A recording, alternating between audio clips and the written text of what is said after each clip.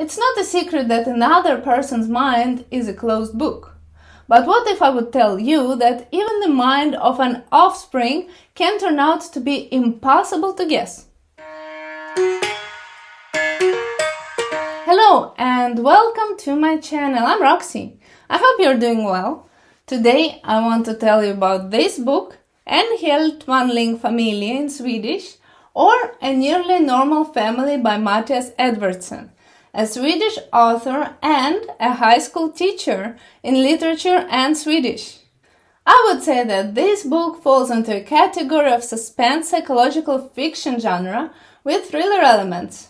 Fun fact about the author: the idea for this novel came to him one night when he was thinking of his two daughters. What will happen if they would get in trouble when they grow up and become teenagers? How would he feel and how far would he go to protect them? It's not a secret that another person's mind is a closed book. But what if I would tell you that even the mind of an offspring can turn out to be impossible to guess? This novel, A Nearly Normal Family, is showing exactly that in most captivating way. It's a story about a normal Swedish family, a loving and respected family with an outstanding reputation, where the father is a pastor, the mother is a lawyer, and a teenage daughter recently finished school and decided to work in a retailer store to save up money for her dream, a trip to Asia. Sounds pretty normal to me, except for their skeleton in the closet. And not just one. The narrative perspective switches from one family member to another, revealing their secrets as the story progresses and showing events from different angles. It starts off with a scene where the father is being called into a court as a key witness to defend his daughter, who he loves more than anything else.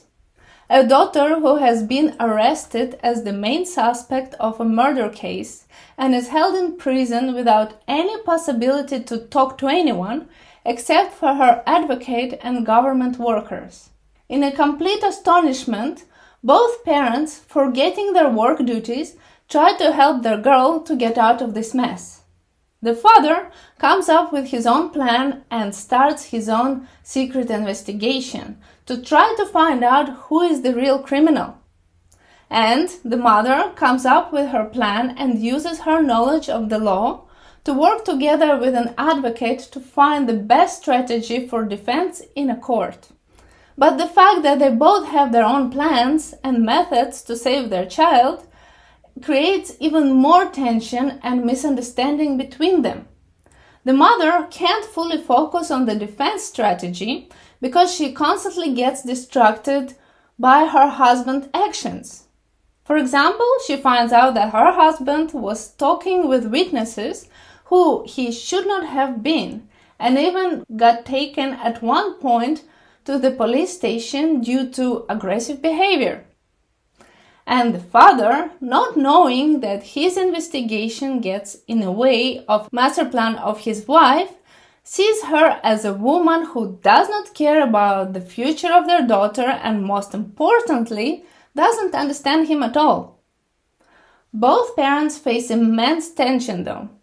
Not only in the relationship, but also everything gets worse as the new facts in the case come up, making them both realize that their daughter, the sweet child, grew up into a stranger who they hardly know. And the daughter, in the prison, also shares the story of her childhood, where she portrays her parents not in a good light. She reveals all her traumas and how her parents, instead of supporting her, were cold and distant.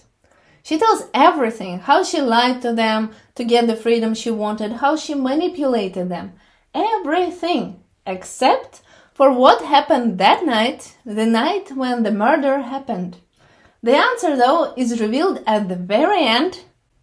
So, who is the killer? I'm not going to tell you. You will have to find it out for yourself. Overall, I enjoyed reading this book very much, and I would recommend it to anyone who likes psychological novels with unexpected twists. I love the way Mattias Edvardsson created his characters. They have their own completely different identities, thoughts and dreams, which make the interactions between them interesting to read. He showed very well how each family member had a different reaction to the same event and how each one kept their secrets in order to protect each other.